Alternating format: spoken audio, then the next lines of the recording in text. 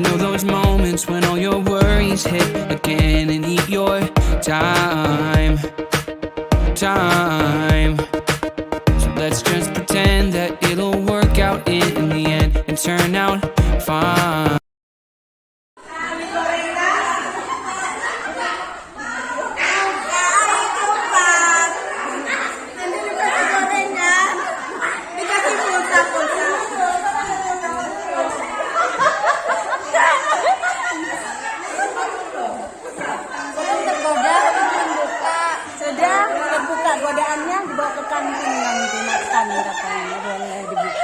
Kenapa Ibu membuka tangan Ibu? Karena rewardnya yang diberikan kepada saya, makanya saya mau membukanya. Oh, terima kasih. Apakah sudah berhasil dibuka, Bu? Masih baru 1 jari yang berhasil, berarti masih ada 3 jari yang harus dengan sekuat tenaga merayunya nih, Bu. Begitu kuatnya Ibu memegang prinsip. Semangat Bu, semangat Bu. Sekarang uji relaksasi, buka, tutup, buka, tutup, buka, tutup. Nah, sudah 2. Biar bisa relax itu, maka semua jari ini harus terbuka, Ibu. Jadi karena dia buka, dapat. Terima kasih. Apakah sudah terbuka? Belum bisa, sudah dipaksa tidak mau. Sudah dihardik, sudah dirayu beli gorengan. Ibu kenapa tidak berkenan membuka genggaman tangan Ibu? Karena kan yang di dalam itu adalah benda berharga, jadi tidak boleh dibuka dengan sembarangan. Terima kasih.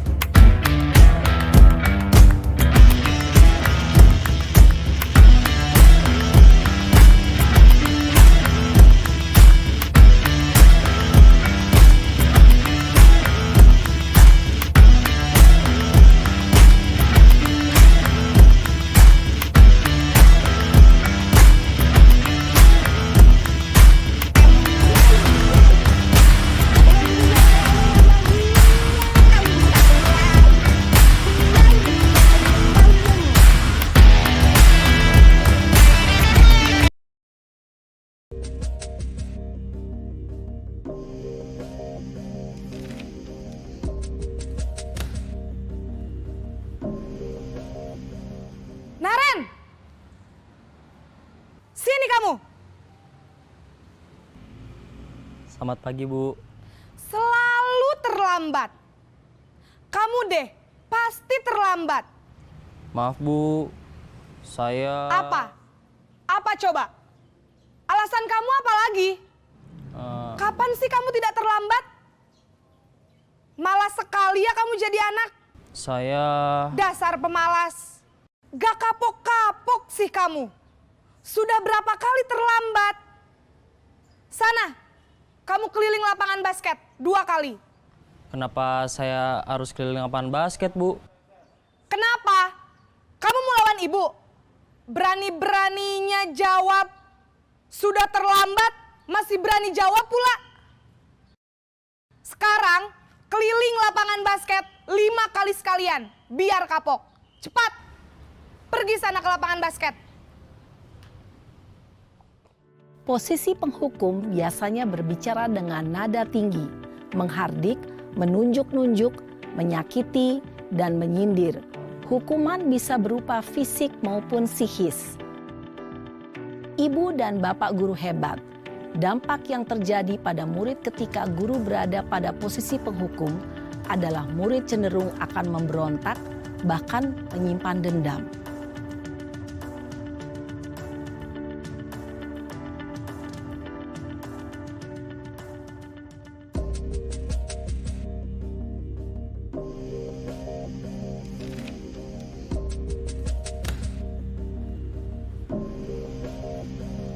Naren!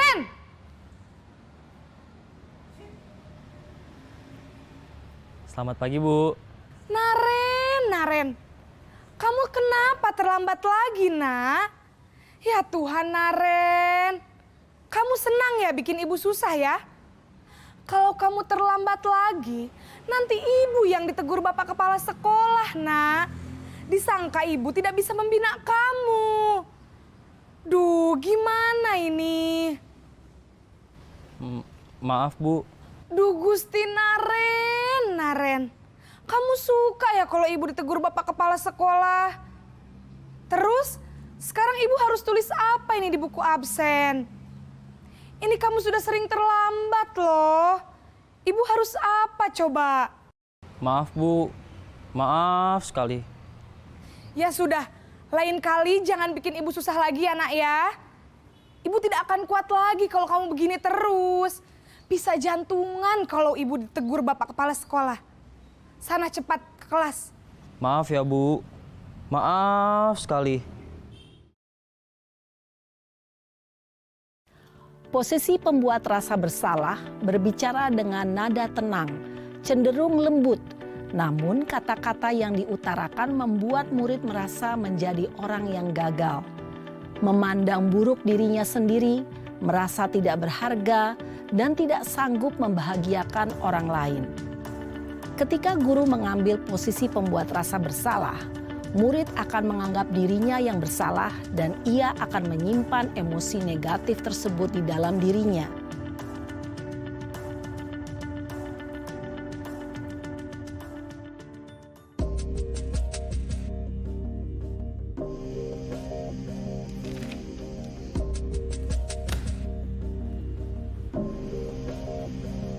Naren!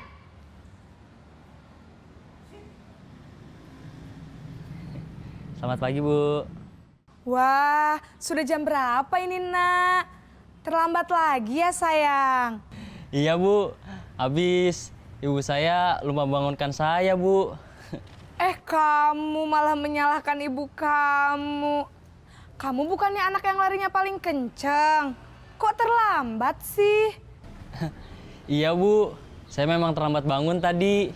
Jadi, biarpun saya lari kencang, tetap gak kekejar, Bu. Ya sudah sana, nanti lain kali larinya lebih kenceng lagi ya.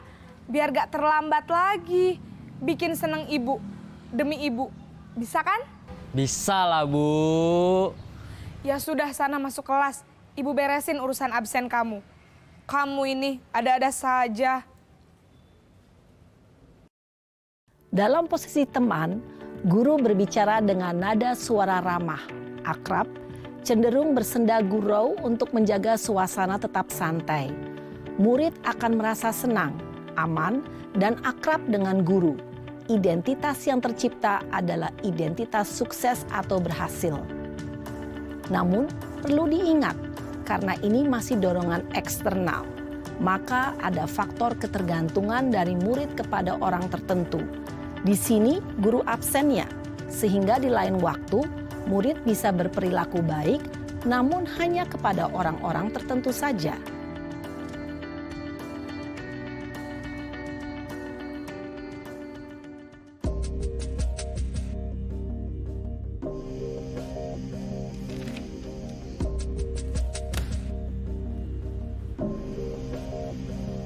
Naren!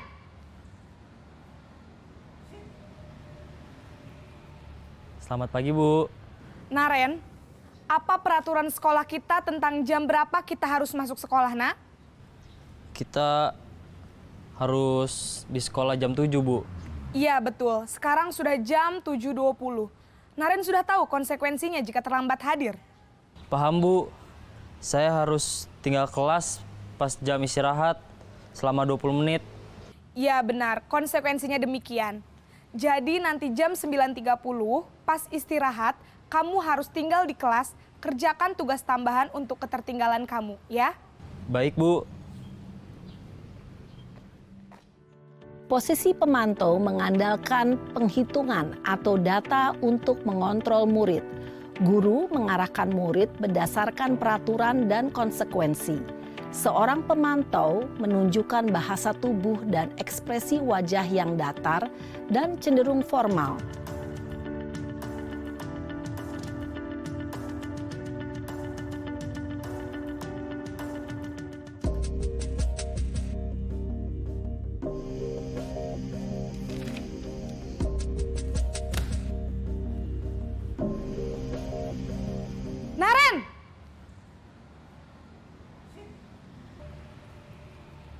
Selamat pagi, Bu.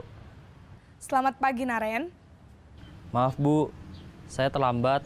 Iya, sekolah masuknya jam 7, sekarang sudah jam 7.20. Jadi sekarang bagaimana ini, Naren? Maaf, Bu. Saya lupa setel alarm saya semalam. Baiklah, menurut kamu, keyakinan sekolah yang mana yang perlu kamu tingkatkan? Menghargai diri sendiri dan orang lain mungkin ya, Bu. Setuju. Jadi, apakah Naren meyakini prinsip saling menghormati tersebut? Iya, Bu. Saya meyakininya. Apakah Naren bersedia memperbaiki masalah keterlambatan ini? Bersedia, Bu. Bagaimana kamu akan perbaiki masalah keterlambatan ini? Saya akan coba untuk tidak lupa menyetel alarm saya, Bu. Baik, kalau Naren lupa menyetel alarm di rumah, ada orang yang kira-kira bisa bantu mengingatkan tidak? Ada, Bu. Kakak saya, Kak Ema. Ada lagi selain Kak Ema? Selain Kak Ema, ada ibu saya. Baik, jadi yang mengingatkan Naren adalah Kak Ema dan ibu kamu ya? Kira-kira akan mulai setel alarm kapan nih, Naren? Setelah pulang sekolah, akan segera saya lakukan. Baik, jadi Naren akan setel alarm untuk bangun besok pagi dan akan diingatkan oleh kakak dan ibunda Naren ya. Ada lagi yang mungkin perlu dilakukan, Naren? Agar tidak terlambat bangun lagi. Tidak ada, Bu. Baik, Naren. Terima kasih untuk kerjasama kamu. Sekarang kamu perlu kembali ke kelas untuk belajar. Baik, Bu. Terima kasih. Posisi manajer adalah posisi kontrol yang disarankan untuk membimbing murid memiliki sikap disiplin yang positif, yaitu murid yang mandiri, bertanggung jawab, dan dapat memecahkan masalah. Tujuan dari posisi ini adalah agar murid dapat berefleksi atas tindakannya. Guru akan dengan tulus memberikan pertanyaan-pertanyaan bermakna, sehingga membuat murid dapat belajar dari kesalahannya dan mencari sebuah solusi untuk menyelesaikannya.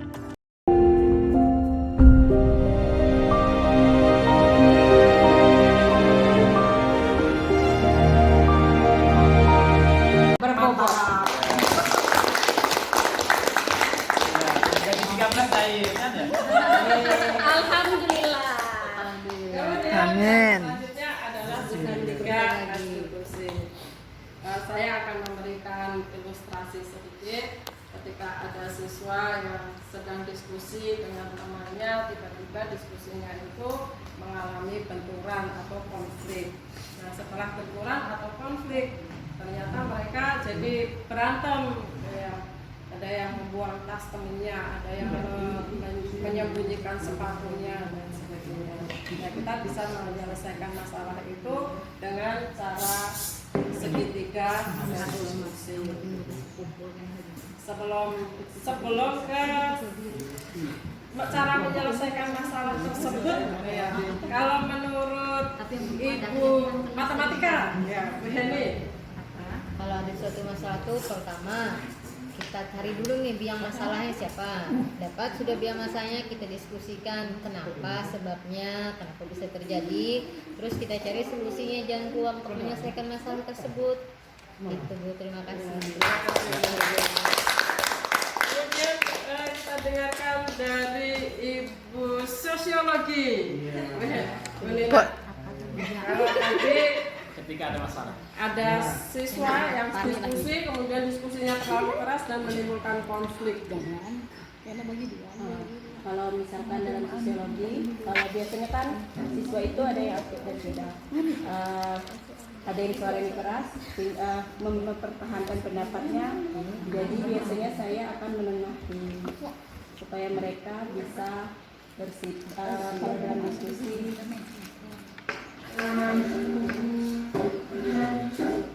Ya, bisa hidup gitu ya, Bu ya. Terima kasih. Kalau secara guru kimia nih, nah kita dengarkan Bapak kimia. Bapak kimia. iya. Baik, dalam reaksi kimia itu, reaksi itu akan turun sendiri dia. Setelah dia konflik, turun secara otomatis. Nah, cuman mungkin untuk menurunkan konfliknya itu kita perlu katalis, ya Bu Irma ya.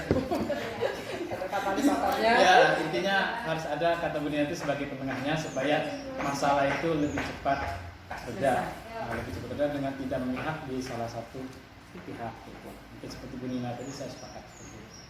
Iya, terima kasih. Jadi pandangan dari Ibu Matematika, Ibu Sosiologi, Bapak Kimia. Nah, sekarang pandangan dari Bu Asi. Silakan Bu Asi. Ibu seni. Ibu Seni. Ya, terima kasih. Untuk itu sebenarnya kita menanyakan dulu kenapa alasannya melakukan hal seperti itu. Itu yang pertama. Dia kan pasti punya alasan. Ya. Punya alasan kenapa dia melakukan hal yang seperti itu. Setelah itu baru kita tanyakan apakah perbuatan itu sudah apakah perbuatan yang dilakukan itu adalah benar atau tidak dilakukan. Setelah itu baru kita tanyakan keyakinan kelas, ya. Keyakinan yang sudah dibuat, ya. Apa keyakinannya.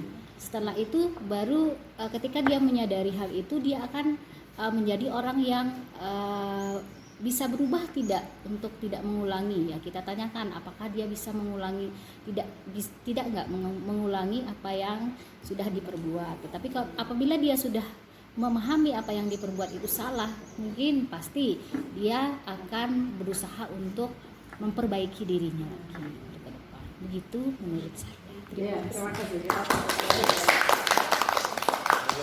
Nah, baik, sekarang kita lihat bagaimana menyelesaikan masalah dengan segitiga restitusi.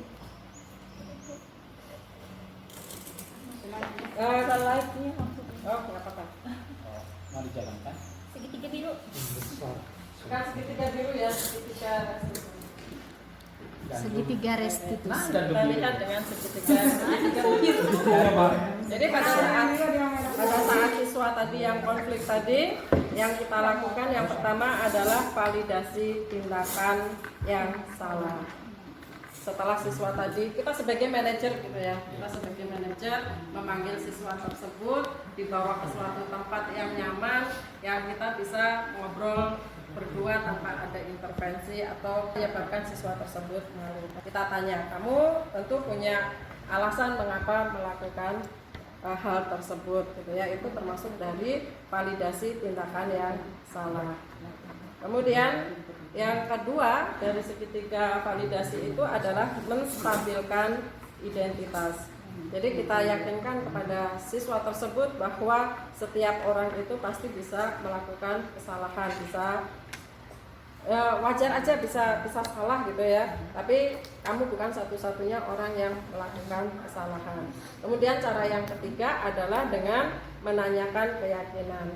Apakah yang kamu lakukan itu sudah sesuai dengan keyakinan kelas kita gitu ya, ke siswa tersebut supaya dia menyadari, oh ya yang saya lakukan itu salah. Kemudian kita kembalikan ke siswa tersebut. Jadi bagaimana solusinya? Nah, siswa tersebut akan memberikan solusi untuk dirinya sendiri bagaimana menyelesaikan masalah. Itu tadi tentang segitiga restitusi. Terima kasih untuk diseminasi hari ini sudah selesai. Saya berterima kasih atas kehadiran ibu-ibu semuanya. Bapak-bapak. Oh iya, bapak-bapak dan ibu-ibu. Sedih Fani. Terima kasih. Sedih Fani dengan anak Fani.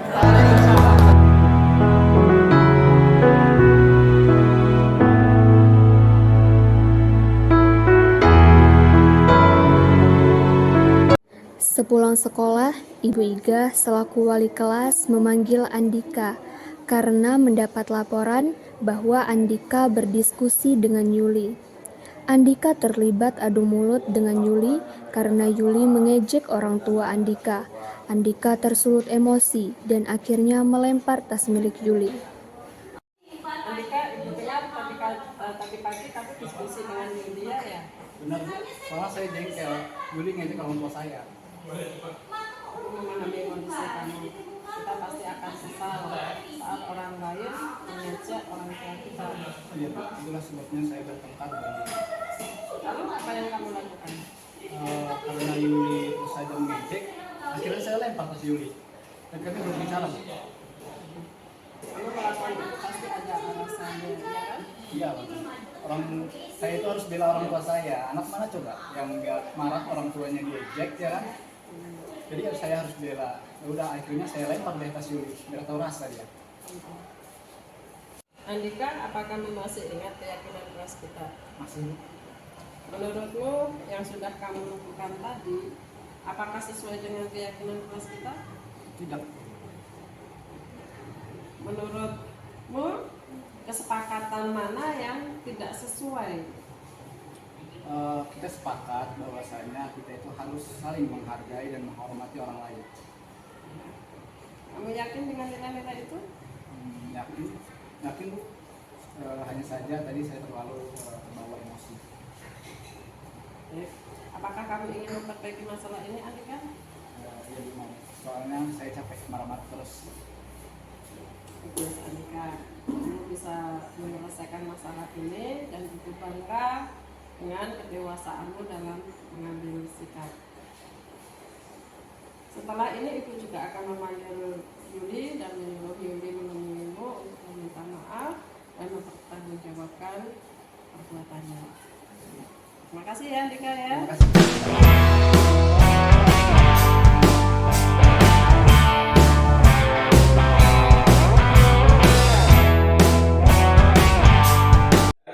Saya merasa sangat senang dan lega. Saya juga tidak merasa terhakimi atau dipojokkan oleh Ibu Ida dalam menghadapi permasalahan saya sendiri. Saya akhirnya bisa menyelesaikan permasalahan saya. Untuk kedepannya, saya akan belajar lebih sabar dalam menghadapi permasalahan. Dan ini juga menjadi pembelajaran untuk saya sendiri untuk menjadi seseorang yang lebih baik. Terima kasih.